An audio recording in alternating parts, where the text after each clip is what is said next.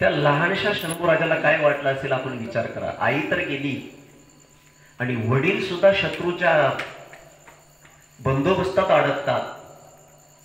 लहानसं लेकरू तरी सुद्धा जिजाऊंना विचारत होते, आऊसाहेब आमचे आबासाहेब कधी येतील? खरं सांगा, आमचे आबासाहेब कधी येतील? आई होणं सोपं आहे, पण आजी होणं अवघड आहे. आऊसाहेब शंभूराजांना खोटं खोटं सांगायचे, आज येतील उद्या येतील, पण सांगता सांगता आऊसाहेबांना समजेन आता सांगावं काय. एवढी एवढी असणारे शंभूराजे आणि आता जी लहान मुलं, फार मोठा फरक आहे. शंभूराजे सांगायचे, आऊसाहेब आम्ही जातो ना आमच्या आबासाहेबांना सोडून आणतो. आऊसाहेब समजवायच्या.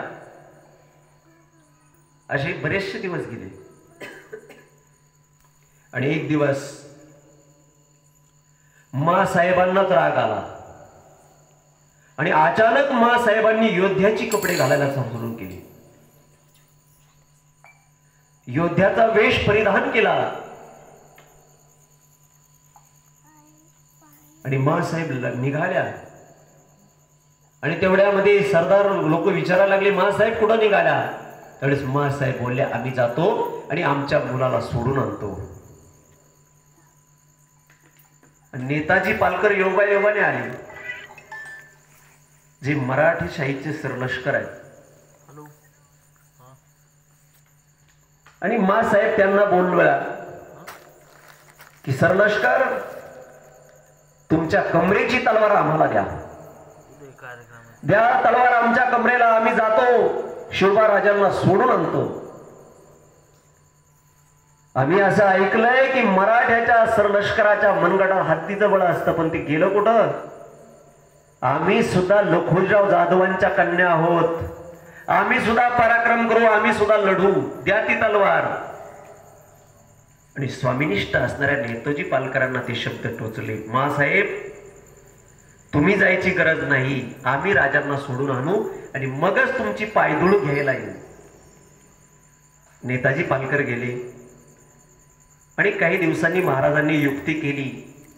सिद्धी जव्हरच्या वेड्यातून महाराज निसटले, त्याकरता शिवा काशीदांचं बलिदान आहे. त्याकरता बाजी प्रभू देशपांडे, फुलाजी प्रभू देशपांडे, शंभूसिंग जाधव, कितीतरी नावं सांगता येतील. सिद्धी हिलालचा मुलगा सिद्धी वाहावा, त्याच्यामध्ये बलिदान त्यांचं झालंय. आणि महाराज त्या या सिद्धी जव्हरच्या वेड्यातून सुटले. पुढचा प्रसंग आहे, लाल महालामध्ये शाहिस्तेखान आला.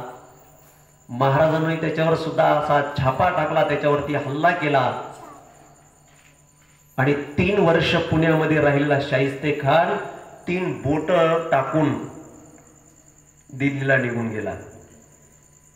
मी एकदम तुम्हाला शॉर्टकट सांगतोय, मला संभाजी महाराज सांगायचे, पण संभाजी महाराज आणि शिवाजी महाराज यांचं चरित्र अलग अलग होऊ शकत नाही, ते एकत्र गुंफलेलं आहे.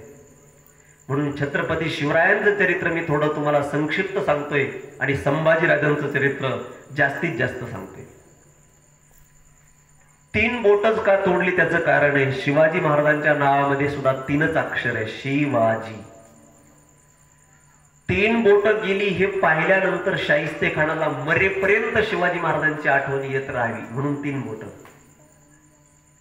त्यावेळेस औरंगजेबाने त्या शाहिस्तेखानाला अपमानित केलं आणि शिवाजी महाराजांच्या बिमोड करण्याकरता त्यांनी एक सरदार पाठवला, त्याचं नाव आहे मिर्झा राजे जयसिंग. मिर्झा राजे जयसिंग महाराष्ट्रावर चालून येतात, पण येताना दिलेर खान सोबत आहे. हजारोची फौज घेऊन जी मिर्झा राजे जयसिंग महाराष्ट्रावर आलाय आणि त्याने वेढा दिलाय पुरंदरला, जे छत्रपती संभाजी महाराजांचं जन्मस्थान आहे. दिलेर खानाचा वेढा पुरंदरला पडला, पण त्या पुरंदरच्या वेढ्यामध्ये किल्लेदार आहे मुरारबाजी देशपांडे, मोठा जिद्दीचा वीर.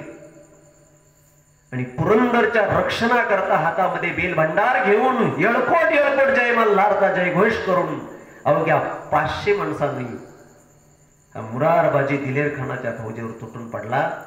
दिलेर खान त्या ठिकाणी पळाला. मुरारबाजीने त्याचा पाठलाग केला. अगदी छावणीपर्यंत मुरारबाजी लढत होता.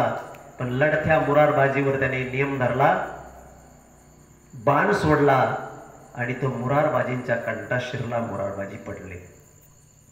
आणि ही गोष्ट महाराजांना समजली की पुरंदर जाऊ द्या, पुरंदर परत घेऊ, पण बाजी प्रभूंसारखी माणसं आपल्याला परत मिळणार नाही. आणि महाराजांचा नाईलाज झाला. मोठ्या नाराजीने मासाहेबांना महाराज विचारते झाले, काय करावं आऊसाहेब? आई सुद्धा किती प्रेरणादायी असावी हे जिजाऊ मासाहेब शिकायला मिळतं. जिजाऊ मासाहेब बोलल्या, काही नाही शिवबाराजे, युद्ध आहे, हे होणारच आहे, पण एक करा, आलेला जो मिर्झा आहे त्याला आपल्याकडे वळवण्याचा प्रयत्न करा. तो हिंदू आहे, राजपूत आहे, त्यांच्या अंतःकरणातली जी धर्माविषयी भावना आहे ती जागृत करण्याचा प्रयत्न करा. आणि महाराजांनी तो प्रयत्न केला. पण दुर्दैवानं त्याचा मिर्झा राजेवरती काही परिणाम झाला नाही. पण छत्रपती शिवाजीराजांना संपवण्याकरता आलेला मिर्झा राजा शांत मात्र झाला. जो अगोदर मशाल होता त्याची महाराजांनी पंक्ती करून टाकली, एवढा फरक झाला.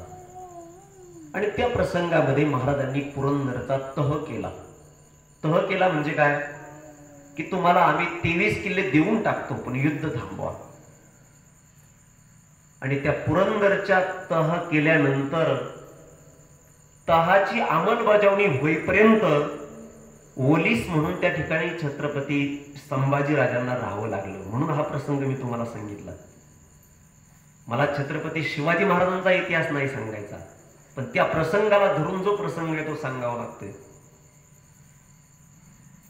ओलीस राहणं म्हणजे काय? थोडक्यात जामीन राहणं. थोडक्यात जोपर्यंत किल्ले येत नाही तोपर्यंत आम्ही या शंभूराजांना सोडणार नाही. एका बापाचं अंतकरण खळवळलं. 8 वर्षाचं पोरगं नाही, अवघं 7 वर्षाचं वय, आणि त्यांना तुमच्याकडे ओलीस ठेवायचं शक्य नाही. मिर्झा राजे हसून बोलला, राजे तुम्ही राजकारणात आला त्यावेळेस तुमचं तरी वय काय होतं? तुम्ही तर लहानच होता.